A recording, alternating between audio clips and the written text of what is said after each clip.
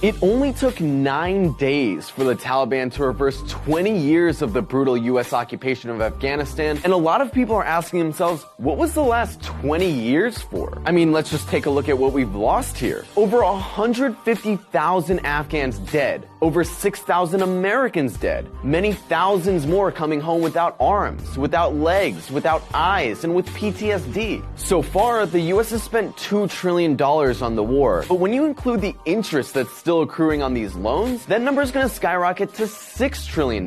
With $6 trillion, you could pay off all US student loan debt, all US credit card debt, all US auto loan debt, and end homelessness for 113 years straight. The US occupation and bombardment wiped out practically a generation of people, destroyed vital infrastructure, and subjected a whole political system to the whims of the West, which meant that it essentially had no legitimacy in the eyes of the Afghan people. We were told that we had to do this because there was this massive terrorist threat that if we didn't get bin Laden, our very way of life would be at stake. But this literally makes no sense. Like, why attack Afghanistan when not a single one of the 9/11 hijackers was Afghani? If getting bin Laden was so important, why did the US refuse to negotiate with the Taliban, who were offering to hand over bin Laden if the US could provide evidence of his guilt? Not to mention, the US had no problem funding and arming the Taliban's predecessor groups when they shared a common enemy, the formerly socialist government of Afghanistan. They even dedicated the end of Rambo 3 to them. So it was never about fighting terrorism or protecting democracy. The Bush administration was literally planning to invade Afghanistan